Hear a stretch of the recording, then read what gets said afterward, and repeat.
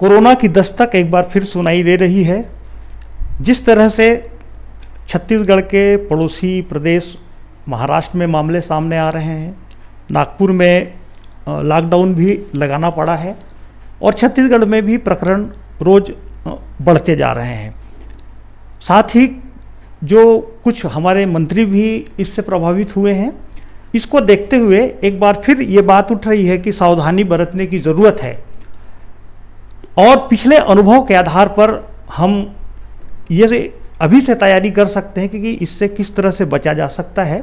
इस संबंध में बात करने के लिए हमारे साथ हैं डॉक्टर देवेंद्र सिंह जी, जो अपने विषय के तो एक विशेषज्ञ स्पेशलिस्ट हैं ही, साथ ही सामाजिक सरोकार भी रखते हैं। आइए उनसे बात करते हैं कि कोरोना की दोबारा जो दस्तक है उसे रोकने के लिए हमें क्या सावधानी करना पड़ेगा। डॉक्टर साहब, अभी एक बार फिर से जो सिलसिला शुरू हो रहा है, तो इसे रोकने के लिए हम किस तरह की सावधानी बरत सकते हैं? रुद्र भाई, बहुत धन्यवाद। जो आपने मुद्दे उठाए वो बहुत ही रेलिवेंट मुद्दे हैं और जहाँ तक इससे रोकथाम की बात है, इससे बचाव की बात है, अब सबको लगभग मालूम है, बच्चे को मालूम है कि मास्क पहनना है, हाथ सैनिटाइज करना है या हाथ को धोना है और सामाजिक या फिजिकल डिस्टेंस मेंटेन करना है। अब ये चीज़ तो ऐसी कि जो हर किसी को मालूम है। बात है कि इसको उपयोग में कितने लोग लाते हैं, कितना इसको प्रैक्टिस करते हैं, ये इंपॉर्टेंट बात है। अब इसमें बहुत ज़रूरी चीज़ होती है कि जो समाज के कर्णधार लोग हैं, जो हमारे लीडर्स हैं, जो हमारे समाज के बड़े लोग हैं, उनको देख के लोग फॉलो करते हैं। ये चीज़ वहाँ से ट्रिकल डाउन होकर आनी चाहिए। ये जो व्यवहार है, सामाजिक व्यवहार होता है ना, ये इसे टॉप डाउन इफेक्ट होता है कि हम टॉप में लोग कैसे बिहेव कर रहे हैं, कैसा अपने आप को कैरी करते हैं, वैसा ही फिर लोग ग्राउंड लेवल पे करते हैं। तो सामाजिक डिस्टेंसिंग जो है, हाथ धोना, सैनिटाइज करना, ढंग से मास्क पहनना नाक के ऊपर ताकि नाक ढका रहे, ताकि आपकी ब्रीदिंग किसी और पर ना पड़े, किसी और की आपके ऊपर ना पड़े। ये तो ऐसे मुद्दे हैं, जो ऐसे तरीके हैं जो सभी को मालूम है और ये इसलिए बहुत ज़रूरी हो जाता है कि हम दूसरा बड़ा वाला लॉकडाउन बर्दाश्त करने की स्थिति में नहीं है, क्योंकि लॉकडाउन अपने साथ साथ इतनी सारी समस्याएं लेकर आता है, बहुत बड़ी समस्याएं जो लेकर आता है। सबसे ज़्यादा प्रभावित होते हैं गरीब लोग उसमें, जिनके पास रिजर्व नहीं है कि हम 10 दिन या 20 दिन या 1 महीना घर में बैठ के भी अपना गुजारा कर लेंगे, अपना खाना खा लेंगे या पेट भर लेंगे, तो वो स्थिति बड़ी मुश्किल हो जाती है उनके लिए। तो अभी जो हमारे सामने सबसे ज्वलन समस्या है वो ये है कि हमें कोरोना से तो बचना भी है, लेकिन एक जिम्मेदार व्यवहार के साथ हमें लॉकडाउन से भी बचना है, उसको भी दूर रखना है। क्योंकि लॉकडाउन कोई समस्या नहीं, समस्या का हल नहीं है परमानेंट, वो एक टेम्पररी है। भाई अगर ऐसा होता है कि कोई बहुत बड़ी मुसीबत आ गई, बाढ़ आ गई, तो आप अपने घर के ऊपर चढ़ के खड़े हो जाते हो, बैठ जाते हो, उससे आप उस समय तो बच गए, लेकिन तो परमानेंट तो नहीं हो। परमानेंट तो ये कि आप ऐसा कुछ करें, इंतजाम करें ताकि बाढ़ आए भी तो आपको कोई नुकसान ना हो। वैसा ही है, ये एक टेम्पररी इम्पैक्ट है, रोकने की का तरीका है जो लॉकडाउन है, लेकिन इसको बार बार नहीं इस्तेमाल किया जा सकता।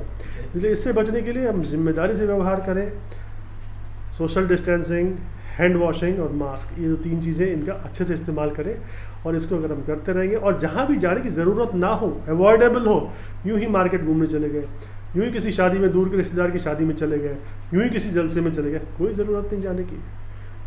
जान है तो जहान है, घर में रहिए, जो बहुत ज़रूरी चीज़ें हैं वही करनी है, इसके अतिरिक्त कहीं नहीं जाना है।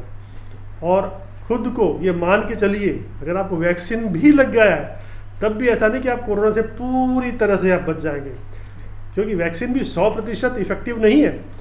कोवैक्सीन जो है वो करीब 70-80% इफेक्टिव है, और जो कोविशील्ड है, जो कि यहाँ लग रहा है छत्तीसगढ़ में हमारे, 50-60% इफेक्टिव है।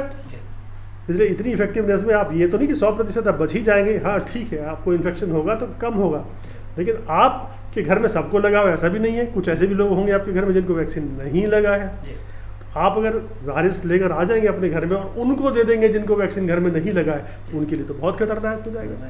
तो इसलिए आपकी जिम्मेदारी न सिर्फ बन सकते हैं, आप कैरियर बन सकते हैं औरों के लिए, न सिर्फ आप खुद के लिए जिम्मेदार हैं, आप अपनों के लिए भी उतने ही जिम्मेदार हैं। सबको बचाना है, खुद को भी बचाना है, अपने परिवार वालों को, मित्रों को, सबको बचाना है। डॉक्टर साहब, आपने एक अच्छी बात कही कि दोबारा हम लॉकडाउन को झेल सकें ऐसी स्थिति में नहीं है और हमको नहीं पहुंचना चाहिए।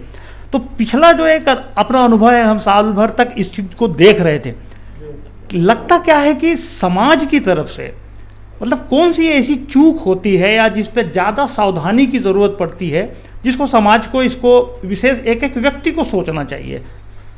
देखिए समाज की तरफ से, आज समाज क्या है, समाज एक बहुत सारे लोगों का समूह सा है। उसमें क्या होता है, आज की तारीख में बहुत सारे सोर्सेस हैं इंफॉर्मेशन के और मिस इन्फॉर्मेशन के।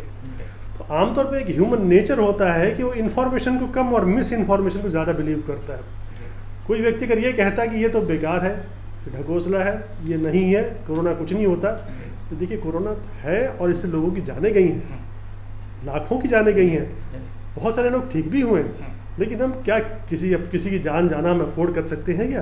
क्योंकि अगला जो जान जाने वाला व्यक्ति कोई भी हो सकता है, हमारा कोई मित्र भी हो सकता है, हमारा कोई संबंधी भी हो सकता है। इसलिए हमें केयरफुल यूँ रहना है कि किसी को भी नुकसान ना हो, इस वजह से नुकसान ना हो। बाकी जो नेचुरल कॉजेस होते हैं सो तो होते ही हैं, लेकिन अगर इस थोड़े से केयरफुल रहने से हमारे अपनों की जानें बच सकती हैं, बीमार होने से बच सकते हैं, तो कितनी अच्छी बात होगी हमारे प्रिकॉशन लेना। और एक और बड़ी मैं मुद्दे की बात बताना चाहता हूँ कि बहुत सारे लोग कहते हैं मैं ठीक तो हो गया कोरोना के बाद, जान तो बच गई, लेकिन उसके बावजूद भी कुछ ऐसे लक्षण, कुछ ऐसी तकलीफ़ें महीनों तक चलती रहती हैं। अब वो कोरोना से बच तो गए, लेकिन उनके कई सिस्टम गड़बड़ हो गए, सांस लेने में परेशानी हो रही है, पेट दुख रहा है, खाना खा रहे हैं तकलीफ़ हो रही है, कई तरह की समस्याएं होती हैं, थकान बहुत ज़्यादा महसूस होती है, फटीग होता है। तो ये कोरोना से आप बच तो गए, लेकिन आपकी क्वालिटी ऑफ लाइफ ख़राब हो गई। इसलिए कोरोना होकर अगर आप ठीक हो जाते हैं, आधे ठीक हो जाते हैं और तड़पते रहते हैं, कई महीनों तक तकलीफ पाते हैं, वो भी तो अच्छी बात नहीं है। इसलिए जब तक बचे रहो वही ठीक है। डॉक्टर साहब आपका बहुत बहुत धन्यवाद, ये बहुत सारी जो ज़रूरी जानकारियां हैं वो हमसे शेयर करने के लिए। डॉक्टर साहब ने जो बातें कही हैं, हम उम्मीद करेंगे कि हम सभी संकल्प लेकर इन चीज़ों का पालन करेंगे और दोबारा कोरोना को फिर से पुरानी स्थिति में न लौटे, इसके लिए हम सब आगे आएंगे और अपनी जिम्मेदारियों का निर्वहन करेंगे।